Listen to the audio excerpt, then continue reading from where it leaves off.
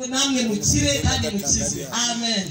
Iyo umuntu yakize biramuryohera, kandi iyo umuntu akijijwe aba afite amahirwe ya kabiri, aba afite amahirwe yo kubaho neza akiri mu isi, kandi aba afite n'ibyiringiro byo kuzabona Imana. Haleluya. Iherezo umwana yatwigishije mu kanya, iyo agize iherezo agira iherezo nk'iry'abakiranutsi. Nabaye mu bitaro njya kwigishwa y'amaherezo abiri y'abantu. Uriya abantu baba ku isi ariko bazagira iherezo ritandukanye. Abapagani iyo bajya gupfa barateraguza imigeri bakazirika ku bitanda. Nabaye mu bitaro kugira ngo njye kwiga ikintu cyitwa iherezo. Nari maze iminsi ndi kwigisha abantu ijambo ryitwa iherezo ry'ubuzima. Mana ishima rero ko fatwa n'umurwayi njya musehashika aho bita muri suwe. Ni ahantu binjira ukinjira mutambaye inkweto, hari inkweto zabo zabugenewe, hari n'uburyo binjiramo kugira ngo udahura n'ugiye guhubuka. Hanyuma aho rero ngezemo Imana isa n'impaye ubuzima kugira ngo ndebe amaherezo abiri y'abantu. Hanyuma rero nahasanze abari gusamba bari gupfa. Nabonye umugabo umwe ari gusamba apfa. Yagize gutya mu gihe ari gusamba ageze ku munota we wa nyuma yajyaga akora mu cyokezo. Niwe bari mucoma w'ahantu mu mabebi n'abajama mu tubari nyine. Ariko ajya gusamba yasanze ari guhuha, ahungiza imbabura, akaboko gahuha imbabura. Avuga ati nimuzane n'izindi tuzishyireho zishye vuba, kandi ari gusamba. Avuga ngo nimuzane n'icupa ninywera hamuyizana iyo primus nyigotomere. Ubwo abaganga bari baharuhiye cyane bamuzirika kubera ko ubuzima bwe bwari buri kugera ku munota wa nyuma. Ariko imirimo yakoraga niyo yamuherekeje. Ibyo ndabireba ndabyitegereza. Yagiye kurangiza gushira mu mwuka, arindishye iteye ubwoba n'abaganga barushe kubera kumuzirika no kumufata. Nagiye kubona mbona undi wari uri iruhande rwanjye w'umudamu arahamagaye umuntu bari bari kumumurwaje. Ahamagara muganga ati wambaruka mu muntu ngwaje. Uwo muntu murwaje barahageze. Ahageze aramubwira ati ndikubona hari abamarayika baje kurwara. None ubwo ngiye kugenda nagira ngo nkubwire ngo ndagiye, ariko ngiye heza kuko mbonye hari abaje kurwara. Amusezerera mu biganza, uko bagafatanye mu biganza arasinze. Haleluya.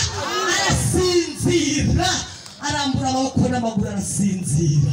Uwo ngo wari umurwaje yasenze isengesho ryo gushima Imana. Haravuga ngo ntitaye ku wacu tumubuze, ariko ikizimanuka agiye heza asenga isengesho ryo kuzagira iherezo ryiza nk'irya mugenzi we. Arangije ajya kumubika. Ariko abo ngabo bari barwaje uwo mugabo bahahurujwe babwirwa yuko apfuye. Hanze y'inzu ya Sure hari amarira menshi bavuga batarapfuye. Iyo umenya byapfuye karitsiye iraboroga, ariko umukiranutsi wacu yapfuye tuwambara iniforme tukaririmba, kuko ntabwo abapfuye ahubwo basinziriye. Mungwigire ngo amen. Ntego y'iki giterane, ntego y'ubuhamya, intego y'ijambo ry'Imana n'ibyagiye bikorerwa aha byose, intego yo kwambara iniforme kwa ya makorari mwabonye bakaba bagiye kujojoberwa n'ubu bujojoba. Intego y'abashumba bacu babyambariye bakabyikwiriza kugira ngo baze kubabwira ni ukugira ngo bategure iherezo ryawe. Ni intego y'iherezo ryawe, kandi iherezo ryawe ni inyungu yawe ku giti cyawe. Ariko ukwiye kumenya ko iraje aba bose ishinga. Twese turaje ishinga, niyo mpamvu twaturutse i Kigali tuhasiga imiryango, tuhasiga amaduka, dusiga byose.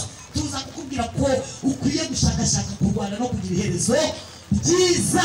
Imana yacu tugirire neza, Imana turengere. Muhumure nta mvura ihari, ni ubujojo ko Satani nakatagira ngo arwana, ariko ntari butsinde. Tsinzi ya Kristo arayifite. Haleluya. Kristo afite tsinzi, kandi icyo yarwaniye yaragiharaniye aragitsindira. Uyu munsi akicaranye mu ijuru ari ryo torero, kandi najya ngo nkubwire Imana ishimwe. Kristo umurimo wamuzanye ni wo gukiza, kandi yaje gushakashaka uwaruzimiye, yaje gushakashaka itagira ishusho ngo abihe ishusho. Kristo yazanywe no kugira ngo ashakashake ibintu bitagira ibara bihe ibara. Aza gushakashaka ibintu by'indushyi ngo biruhure. Aza gushakashaka ibyo biti bigoryi ngo bivane mu bugoryi. Imana ishimwe cyane. Kristo nicyo cyamuzanye, ni ukugira ngo afane abahinyurwaga mu buzima bwo guhinyurwa bahinduke, bakire ubundi buzima buturuka muri Kristo Yesu. Imana ibamugisha mu izina rya Yesu. Ndikumva nabanza ngasoma ijambo ry'Imana, hanyuma tugakomeza. Bihute cyane, ndasoma ijambo ritari rirerire riri mu butumwa bwiza bwa Yesu uko bwanditswe na Matayo ibice bya 8 umurongo wa mbere. Ntego y'ijambo mbazaniye ndaje kubabwira ngo Yesu arakiza. Yesu agira ate?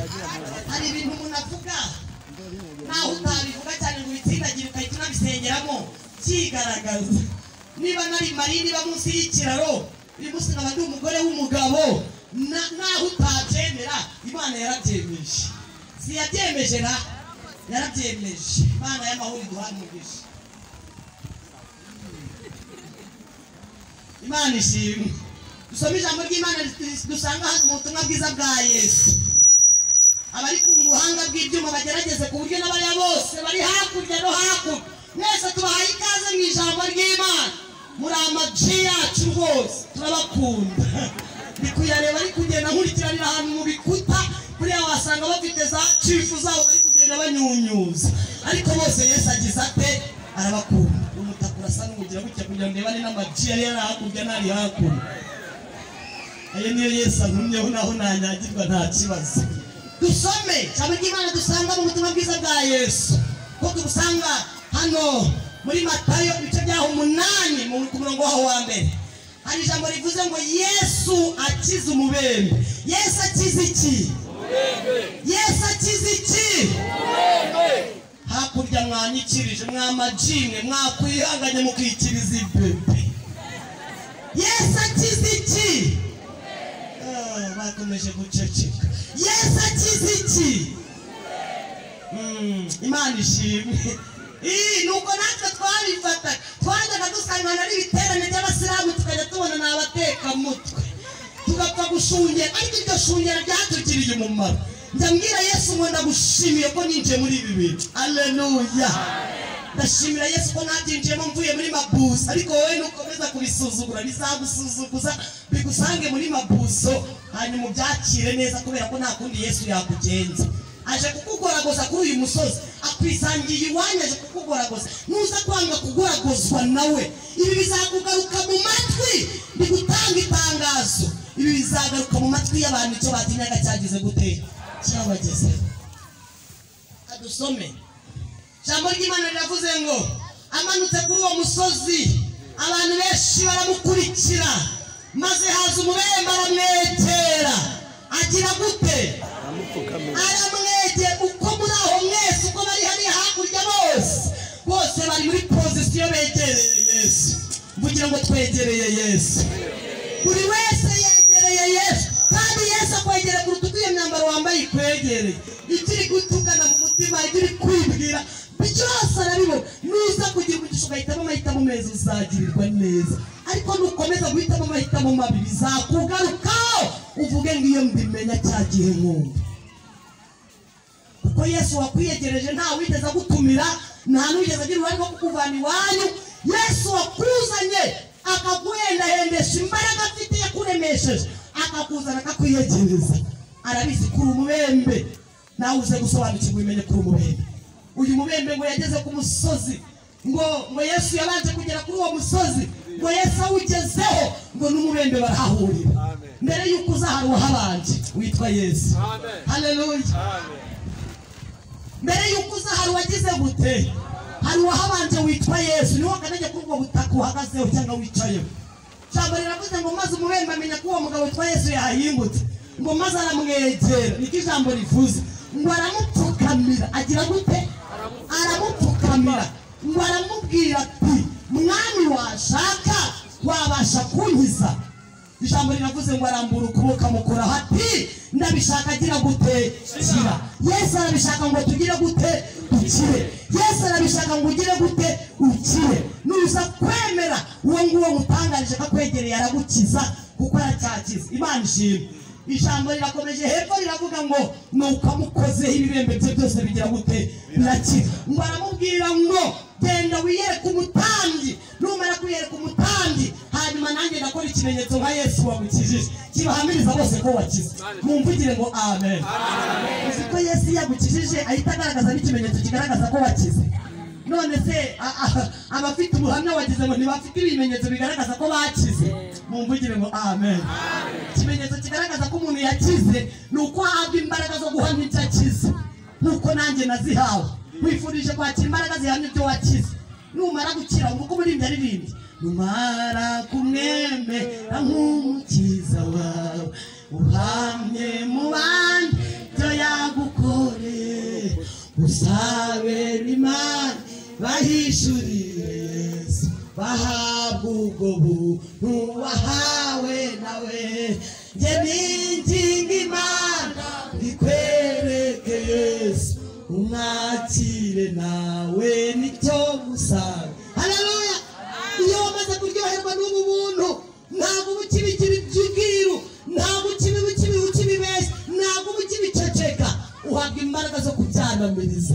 niyo mpamvu korali ibihamya by'imirizi ikavuga ati twebwe turabarindwe tubakuta iniforume barana bakavuga ati turabarindwe tubakuta iniforume abashumba bakavuga ati turabashumba bakabyicarira mu myanya yabyo ni ibintu bitakoze isoni kugira ngo ni ibintu bitakoze isoni uyu murimo wa Yesu ntabwo ukoze isoni ariko bamaji ari aha nimvuga ngo ngura umugeni bari bubyemere nituvuga ngo indaya muraho wumve ko hari inyikiza kandi zirimo zaraye zinasambanye ariko izina hazara nago ubuze ko mbona zigoswe n'amashyamba ubuzidandarizayo ubitara ryazo riba hehe twirirwaga twicaga ku mubumbe wa Nyabugogo kwita muri kaburimbo izina nuko irirwa zicangira inahanga muri mukubita umwice na yewe muntu na mutunuri ubwo nazo ngo ni impanga nyine ntabwo zitagize ariko Yesu azigirira neza twakoraga umurimo tutemeraga hari amabwiriza nasanze mu Buraya maze kubwinjiramo natangiye Uburaya nk'uko umushumba yabivuze nananiye ababyeyi bambanje twarahungutse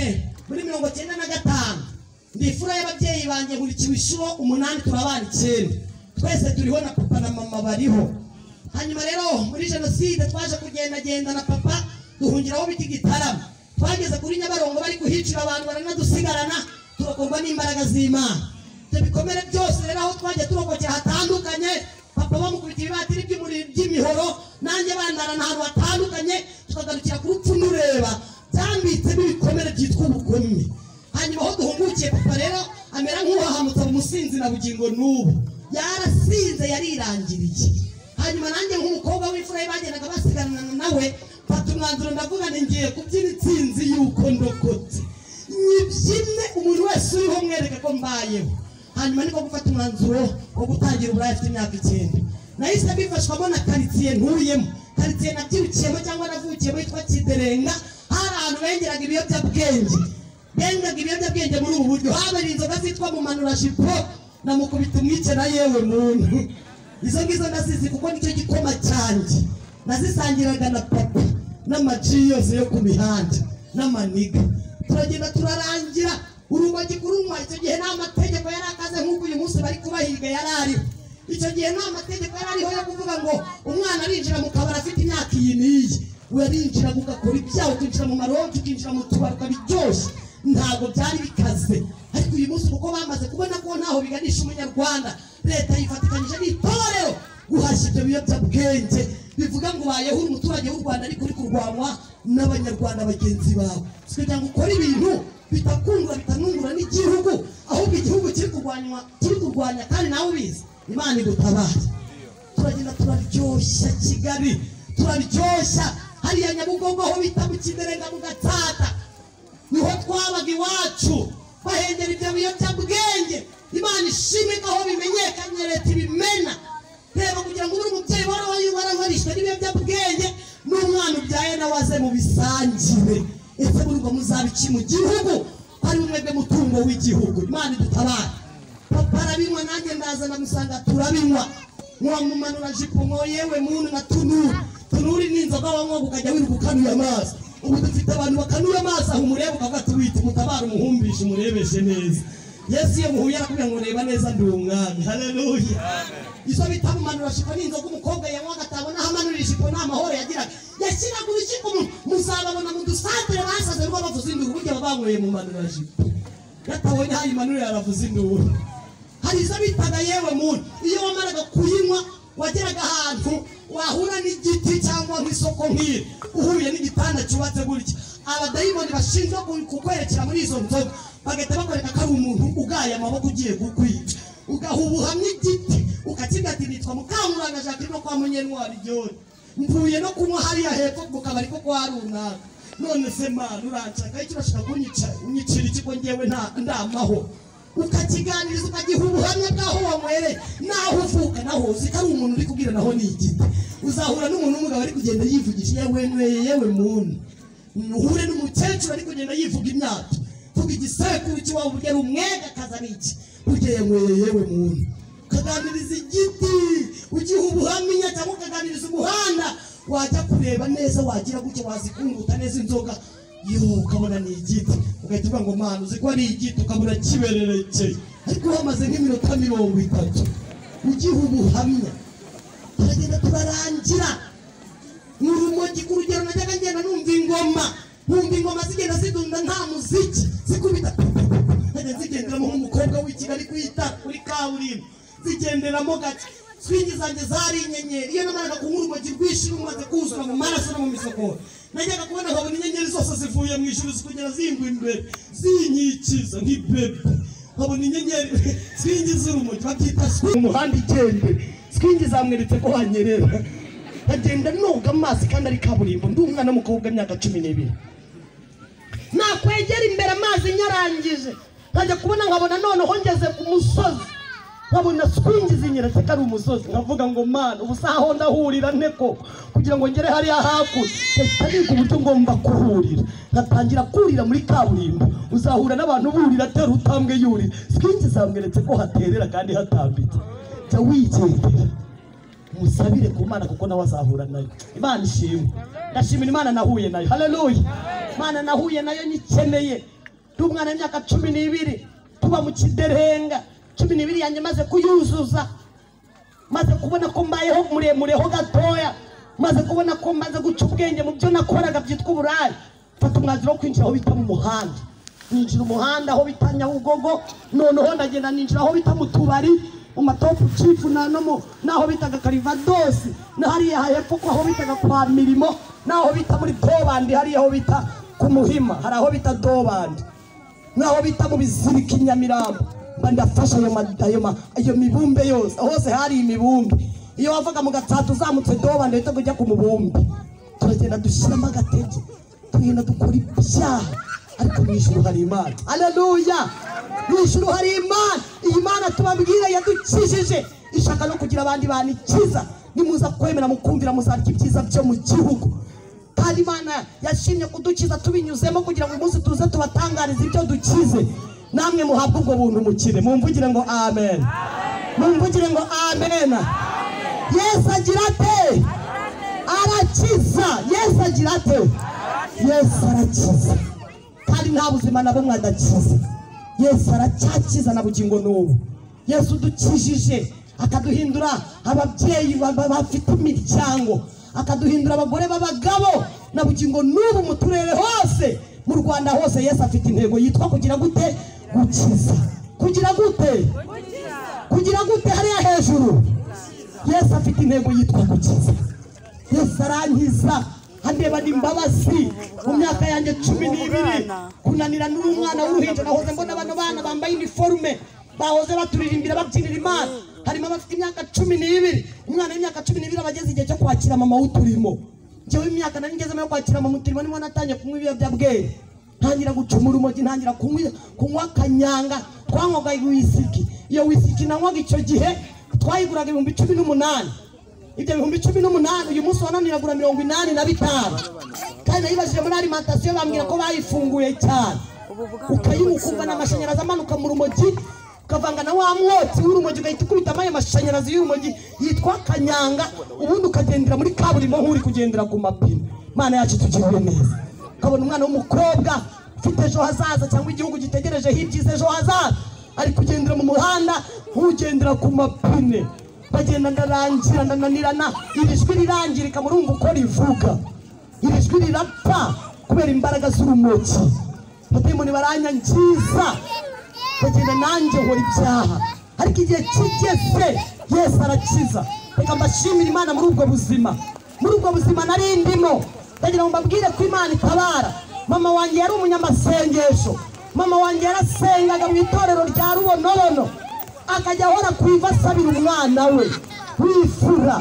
umubyeyi ntakwiye kwishorana mu biyobyabwenge n'abana be ahubwo ukwiye kumenya ahantu ugomba kugana mu nsengero ugasabira abana bawe ukamenya uburyo bwo kubarindisha amasengesho ukabarindisha kubasengera musekere burya umwana w'umuturanyi ntakubana n'ab'indaya menye ko n'abawe bagiye kubazo nabaye indaya kuri mama fata umwanzuro wo kujya gutoza ku baturanyi njya mu baturanyi natoza mbona ntibihagije ninjira no mu kigo cya Muhima aho nigaga naho natoza nkajya ngendana urumogi muri marete nkajya ngendana izo za private muri marete nkajya ntoza abantu uburaya kubera ko nari mfite izindi mbaraga kandi abantu babonaga nta kintu babirinda basekera mama batamufasha kumpana ngo bamufashe kunsengera barebera ibiti. Mubyeyi ntakwiye kubaho ubuzima burebera, ahubwo dukwiye kubaho ubuzima bwo gukangurira abana, tukabaganiriza, ukagira inzira y'ibiganiro, kandi ntuganirize abawe gusa. N'aba baturanyi barakureba, ko umwana muturanyi yakunaniranye n'uwawe burya umenye ko ari mu manegeka, ko asohoka asohokeye iwawe, nasohoka agasohokeye mu baturanyi. Abana bize mu gihe cyanjye muri 2006 barangije, nta mwana n'uyu n'umwe wakomeje segonderi, nta wakomeje segonderi, bagiye babyarira hagati, abandi bagashaka ingo zikanabananira, abandi bakomeza uburaya baranapfa. Kubera iki? Umwana umwe mu kigo. Ndabyibuka mu kigo cya Muhima nakozemo amarorerwa akomeye, fata umwanzuro wo kujya bajyana icyo bita stile, nkagenda nambaye urukweto rumwe mu kirenge urundi rurimo ikirenge rurimo inkweto, nkagenda mbere mu kigo, nkinjira mu kigo mbere. Aho mu kigo namara kwinjiramo, nkagenda abana bose bagahita babona ko nambaye urukweto rumwe, bose bagakuramo inkweto bakambara ikirenge kimwe mu nkweto. Mana yacu tugirire neza, Mana yacu dutabare. Imvura ni umugisha, ariko hari igihe tuba tutanayikeneye bitewe n'impamvu. Imana yacu tugirire neza, turayikeneye, ariko nanone muri aka kanya Imana iturengere, sibyo yemwe? Imana iturengere kugira ngo umusaruro w'iki giterane wacu tuze kuwugeraho, kubera ko Imana irabitugirire neza. Kandi kumva hari imbaraga Imana yohereza zo kugira ngo ibiriza ikintu cyose cyarogoya umugambi wayo, kuko umugambi w'Imana ni muremure cyane. Umuntu witwa umunyarwanda, umuntu witwa ngo ni umuturage. Imana yacu tugirire neza, idukijije ibasha no gukiza n'abandi. Amena. Imana irakiza, Yesu arakiza, Yesu aracyakiza, akiza abantu ku izuba, akiza abantu mu mvura, arakiza Yesu. Intego ya byose nuko Yesu akiza, kandi Yesu uhure nawe wese amukize. Imana yacu tugirire neza, Imana iturengere, Imana iturengere.